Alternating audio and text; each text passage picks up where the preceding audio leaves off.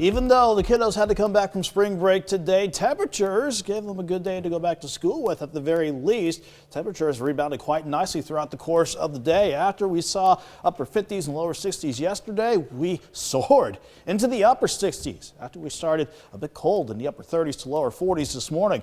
Thankfully, much of the day tomorrow ahead of our next storm system is going to be dry and quite warm with at least mid to upper 70s across the entire area. But we have to declare Tuesday night and Wednesday morning an alert day because our next storm system wants to bring in strong to severe storms during that stretch of time. And then once we get beyond that, a few other waves to watch, certainly by the weekend, and then the next big system in Doug's pattern coming by this time next week. In the short term, though, still looking good outside. Mostly clear from 7th and Range Line, 59 in Joplin, and east breeze at 11, trying to gust near 22 miles per hour.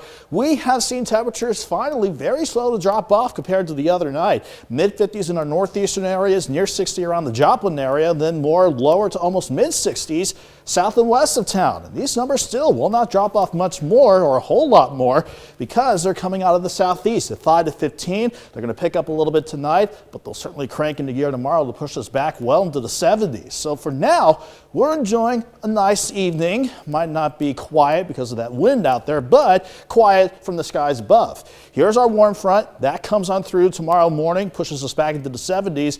Now, not only does that front out west want to quickly come our way by tomorrow evening, but so does the upper level low, finally working on shore to California. Both of those two features will bring our next round of rain and storms tomorrow night and the Wednesday morning. And some of these can pack a punch with a low severe threat covering much of the area until you get to about Missouri 39.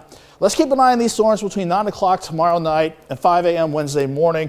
We're elevating wind, heavy rain, and large hail. The tornado threat's pretty low, but it is there based on how the future track wants things to evolve. So let's see how the storms could play out once they get going. Fortunately, it won't be for tonight with just a lot of cloud cover picking up, but we'll go back and forth between partly sunny to mostly cloudy skies during the day tomorrow. And since we'll have warm air aloft, there won't get any thunderstorms going throughout much of the day. So we're dry tomorrow, during the day at least. 53 in the morning, 68 by noon. I think at the very least, highs near 76. Then, here's 9 o'clock. Here's the system coming to life with scattered storms along the 35 corridor out in Kansas and Oklahoma.